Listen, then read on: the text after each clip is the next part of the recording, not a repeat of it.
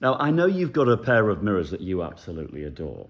I had to fight for them. Did you really? Oh, yes. Did you really? Okay, and probably for very good reason, because we've got two big names here, haven't we? We've got the father of Art Deco, Erte, who was a fashion designer, theatre designer, owned the Folies Bergère at one point in Paris. Okay, right, yeah. And then got tired with all that and started going into interior design. Okay. He then, in the 1970s, Yeah. became a great friend of Antony Redmile, Who was? the most eccentric creator Yeah. of furniture Right. of that period. Okay. And he was actually ahead of the whole game in terms of using recycled materials. Oh, okay. What have we got here then?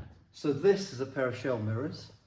They were made by Antony Redmile under instruction from Erte. Wow. And they were made for a chateau outside Paris. Oh my goodness. And me. I bought them in Denmark.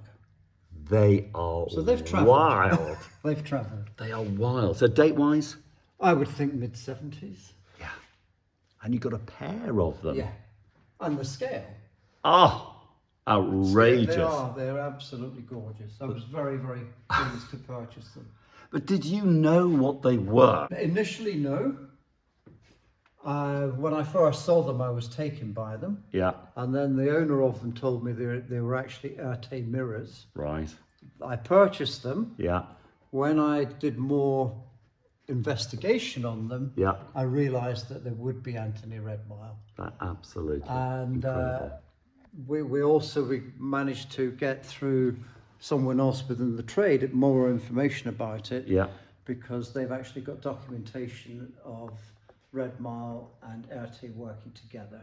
Wow, wow, wow. They are just, I mean, honestly, I'm looking at them and I can't stop smiling because that's what they do to you. Of course they do. And They give you life. They do. And you've touched on this before, Ken, about objects that you have at home, that you get something from all of them. Totally. And every day when Otherwise, you look there's at them. no point in having it. It's in your so life. right. They're not just mirrors, are they?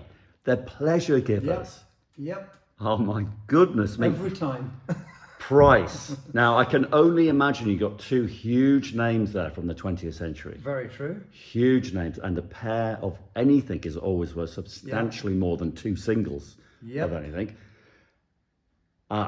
Many tens of thousands. They're just over 20,000. They're £24,000. Wow. Which I think's quite reasonable. I actually do. Yeah. I really do. I thought you were going to say 50 grand, but 20, fantastic. Well, you could say 50. Well, I'll give you 50. How's that? And someone would give you 50. Well, you're probably right. You're probably right. You can't put a price on these things. They're unique. Yeah. There's no history of acres of them around. You know, it's not like a draw leaf dining table. No. That you know there was a lot made. No, that's right. So how do you value it? It's very difficult, and I think when it comes to this kind of level in the market, actually price is secondary, isn't it? It can be. I think you're getting to that point. I've priced them at a genuine profit. Yeah, That's sure. all I've done. Sure. You know, I gave good money for them. I think they're I wild. make a living out of it and enjoy having them in the meantime. It's what you do. Yeah. And you do it so well. Thank you. Thanks, Ken. Thank you.